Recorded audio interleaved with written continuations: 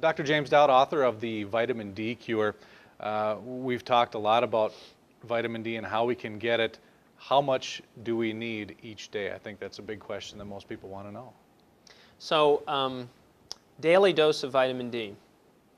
So I think about these things, and I think, okay, my overall tenet for practicing medicine and for thinking about biology, health and disease, is what's Mother Nature, what was her thinking here?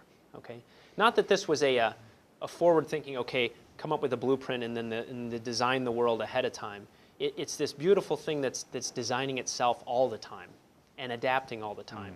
And I try and understand problems in the context of that nature. And so you think, okay, I'm a caveman. I'm hanging out in the forest, on the edge of the forest. How many days am I actually out in the sun, half naked? And how many days am I just hanging out in the cave? And it's probably not every day that I'm out in the sun. And it's certainly not every day that the sun is out, right?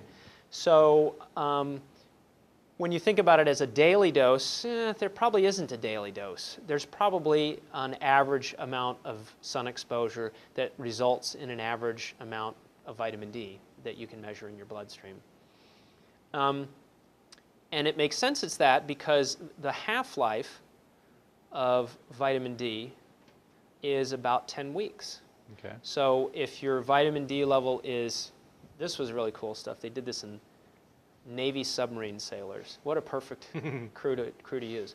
So they measured their vitamin D levels before they went under for usually they would go under for a 2-month stint. And they wouldn't surface for 2 months. Okay. No sun I would there. go crazy for that in doing that. But so they measured their D. They'd go under for 2 months. They'd come back up, and they'd measure their D just before they came back up. And it's a perfect pharmacokinetic study to see what the decay is of vitamin D without changing any other variables.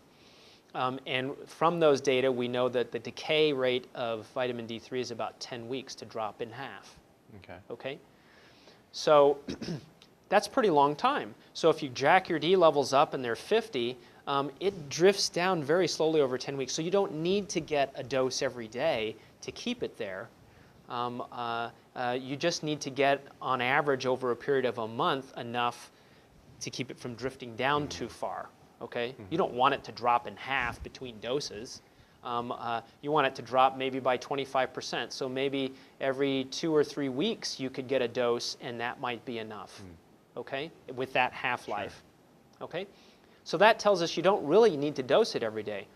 That's actually a nice thing to know. Why? Because kids don't like taking vitamin D gel caps. Kids don't like swallowing things. And so do you really want to struggle with this child every morning to get their vitamin D in them? No. Yep. And you don't have to. Okay? You can say on Sunday, I'm going to give them, there are actually some D drop products out there. One of them at the top was actually designed by Reinhold Vieth, this world researcher, and so it measures the exact amount every time, which is different from droppers where you have to squeeze, and it's big drops, little drops. Okay. And so you can say, well, okay, if my child needs 1,000 units and it's 1,000 units per drop, I'm going to give them 7 drops on Sunday, and I don't have to hassle with it every morning before school.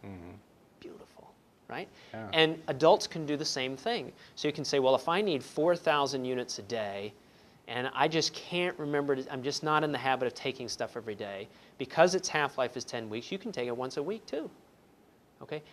You probably could take it once a month, but you know how many gel caps that would be? It's a little untenable at that point. But so it comes in 2,000 unit gel caps commonly now, so you could take 14 of those on Sunday, or you could take 7 on Saturday and 7 on Sunday, be done for the week. Then you don't have to remember it on the weekdays when you've got so many other things going on in the morning, rushing to get out of the house. So that's the advantage of D3, which is the primary form of vitamin D that's available over the counter in supplement form. Vitamin D2 is a little different story. Vitamin D2 is the primary form of prescription D that doctors prescribe. The disadvantage of vitamin D2 is that its half-life is very short. Its half-life is about 7 days. So in 2 weeks, it's gone. All right? Okay. And its peak isn't. So if you give 10,000 units of D2 to a patient and 10,000 units of D3 to another group of patients and then follow their blood levels, the peak of D2 is half as high as the peak of D3, and it disappears 8 times, 5, 7 times faster. Okay. So unfortunately, a lot of doctors are prescribing 50,000 units of D2 once a month in adults or nursing home patients, and it's doing absolutely nothing. Because gone. that 50,000 is really the equivalent of 10,000 units of D3, but it's also disappearing at 5 or 6 times the rate, which means in 2 weeks that 50,000 is gone. And so for 2 months out of, if they do it once a month, for 2 weeks out of the month, you have no vitamin D, okay? And for the other 2 weeks out of the month, you get a little bit, just a little bit, okay? So D2 is really a lousy thing to supplement. I don't use it, I don't recommend it.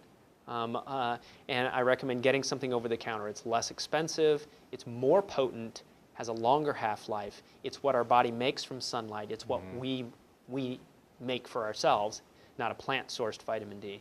And although we think that D2 functions the same way as D3, nobody's actually looked at D2 in all of the different facets that have been studied with D3. So we don't know for certain that it's exactly the same. So I encourage patients to stick primarily to D3 as a supplement. Get it over the counter. It's less expensive. You can dose it daily if you like, if you have a little pill thing and it makes it easy for you, or you can dose it weekly to make it convenient for children or adults that can't remember to take it.